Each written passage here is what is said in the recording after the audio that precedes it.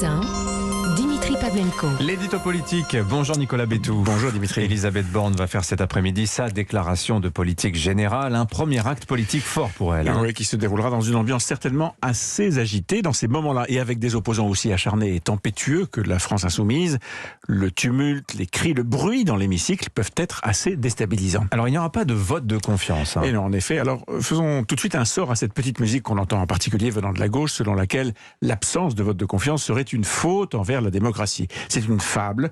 L'histoire de la Ve République abonde de précédents au cours desquels le gouvernement n'a pas sollicité de vote de confiance de la part de l'Assemblée. Bon, cette fois-ci, le rapport de force entre la majorité relative, bien sûr, et les oppositions a été jugé beaucoup trop faible pour que le risque d'un vote de rejet soit pris. Et dans l'hypothèse parfaitement plausible où le Rassemblement national et quelques républicains se seraient malgré tout abstenus, cela revenait à faire dépendre le sort du gouvernement du bon vouloir des troupes de Marine Le Pen.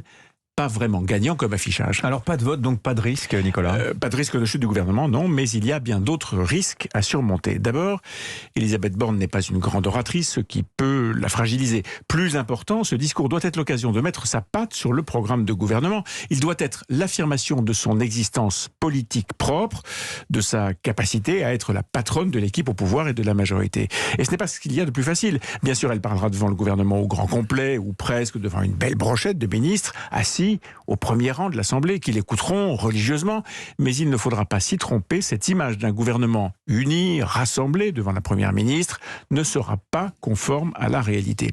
Car même si elle n'apparaît pas encore au grand jour, même s'il n'y a par exemple, pas de couac, on sait qu'il y a déjà de fortes tensions entre différents membres du gouvernement, en particulier entre ceux qui veulent affirmer leur poids personnel et qui veulent exister politiquement dans, mais aussi hors du gouvernement. Alors c'est ceux, qui sont-ils? Des noms. Le plus visible, c'est certainement Bruno Le Maire. Il dit ouvertement qu'il veut peser sur la ligne politique, qu'il veut par exemple être une vigie contre les dérapages du quoi qu'il en coûte appliqués à la lutte contre l'inflation. L'homme fort de Bercy a prévenu en bloc qu'il s'opposerait à ce que la recherche de compromis avec les oppositions se fasse sur le dos des finances publiques. Et ce n'est pas le seul à vivre des tensions avec la Première ministre. Celle-ci supporte mal Gérald Darmanin, à qui elle reproche la mauvaise gestion des affaires du Stade de France. Elle dit même que ça a coûté entre 30 et 40 sièges de députés à la majorité, aux législatives, soit peu ou prou, ce qu'il manque à Emmanuel Macron pour avoir sa majorité absolue.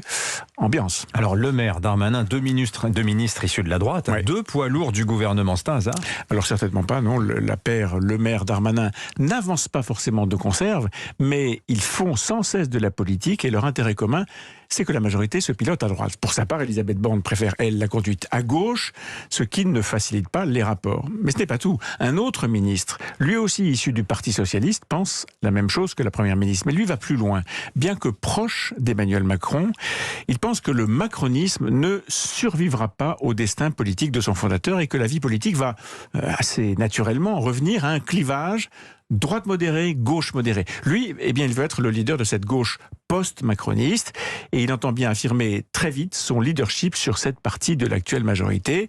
Vous le voyez, le quinquennat est à peine commencé que déjà la succession est dans tous les esprits et justifie toutes les manœuvres. Est-ce qu'on va retrouver un clivage gauche-droite à l'ancienne? Ça, c'est quand même une question importante. Merci beaucoup, Nicolas Bétou. À l'une de votre journal L'Opinion ce matin, je le signale, le projet de loi pouvoir d'achat doit être présenté demain au Conseil des ministres. Premier crash test à l'Assemblée dès aujourd'hui, nous dites-vous, à la une ce matin.